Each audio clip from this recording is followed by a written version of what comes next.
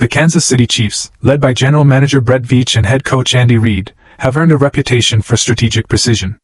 Every offseason, they build methodically while always leaving room for one daring move. This year's buzz centers on what insiders describe as a potentially franchise-altering decision ahead of the 2026 NFL Draft. According to projections from Yahoo Sports, Bleacher Report, and NFL.com, Kansas City is in a position to strike early with the number 9 overall pick. And among the names circulating most frequently in these mock drafts is Jeremiah Love, an explosive running back out of Notre Dame. Analyst Todd McShay told Up and Adams, "I don't think Jeremiah Love gets out of the top 5, and it won't shock me if he's the 3rd pick in this draft." Yet some experts, including Daniel Jeremiah on the Pat McAfee Show, believe Kansas City could be tempted to act if Love somehow slides.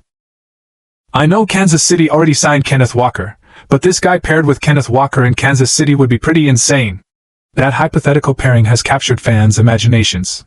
The Chiefs have already strengthened their ground game through free agency, signing Kenneth Walker III and adding Emari Demercado behind him. Second-year back Braz Hart-Smith remains in the mix as well. With those signings, conventional logic suggests the team might look elsewhere in round 1. But mock draft authors continue linking Kansas City to Love because of his measured athletic upside and fit in Andy Reid's offense. At 6 feet tall and 212 pounds, Love is built for versatility.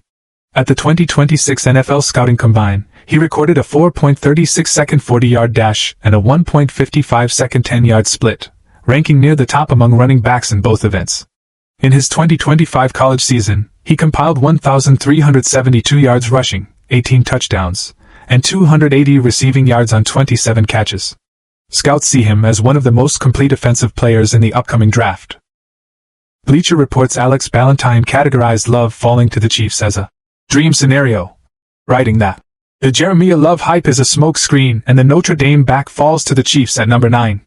He turns out to be the weapon Andy Reid needs to get this offense back into elite territory. There's precedent in Kansas City's own history for taking the best talent available regardless of position. When then General Manager Carl Peterson selected running back Larry Johnson in the first round of the 2004 NFL Draft, the Chiefs already had Pro Bowler Priest Holmes on the roster. That pick seemed redundant, until injuries made Johnson indispensable. Veach could adopt a similar long-view strategy. His philosophy, as noted repeatedly by NFL Network commentators, is to prioritize impact players over positional needs. If Love truly grades as a top 5 overall prospect, the Chiefs might decide that pairing him with Walker gives them the league's most dynamic backfield rotation. Still, not all experts agree that Kansas City should spend a first-rounder on a running back this year.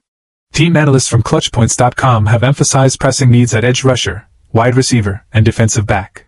Given the number of expiring contracts on defense and the ongoing effort to maintain cap balance around Patrick Mahomes' major deal, investing top draft capital in another skilled player could come with opportunity cost.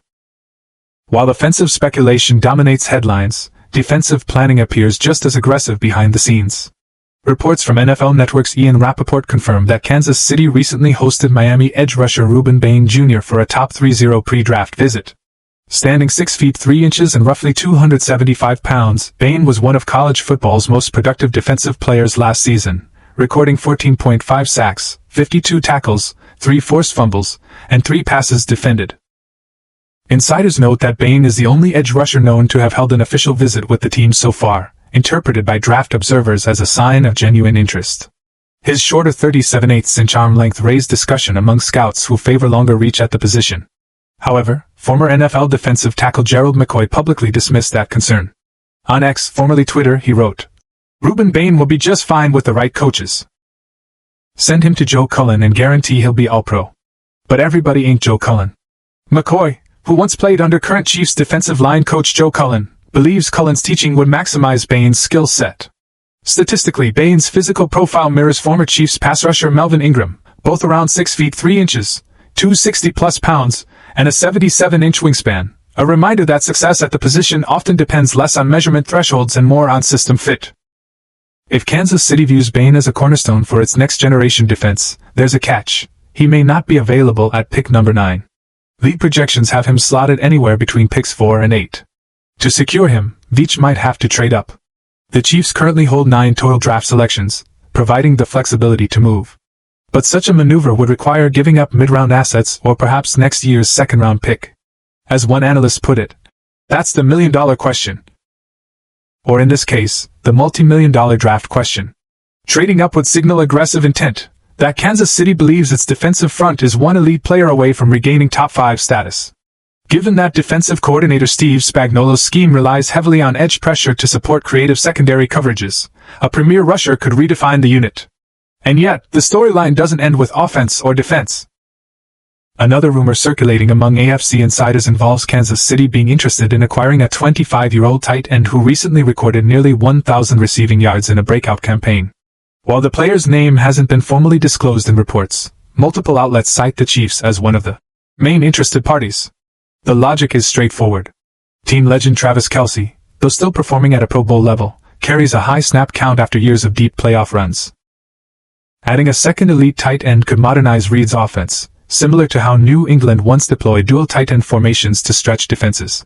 Pairing Kelce with a younger counterpart would create mismatches, diversify route trees, and reduce wear on Kelce across a 17-game season.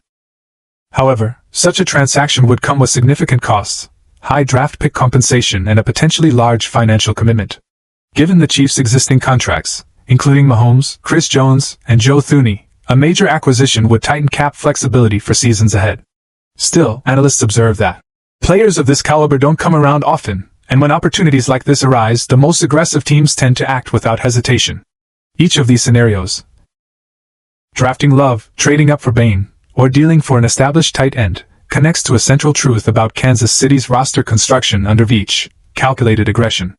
Every move over the past half-decade, from drafting Mahomes 10th overall in 2017 to reshaping the offensive line after Super Bowl 55, reflects that trademark.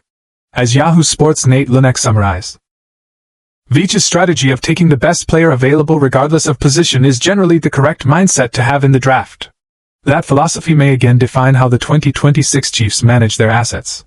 Their choices will reveal whether the organization prioritizes maintaining its championship window through offensive firepower, reinforcing defensive longevity, or balancing both through tactical trades. Whatever path they choose, league executives know that Kansas City seldom acts without purpose. What's clear today is that the Chiefs' kingdom stands at another pivotal moment. The team has 9 draft picks, one of the league's sharpest front offices, and high expectations following an uncharacteristic 6-1-1 season. Combine that with persistent chatter surrounding stars like Ruben Bain Jr.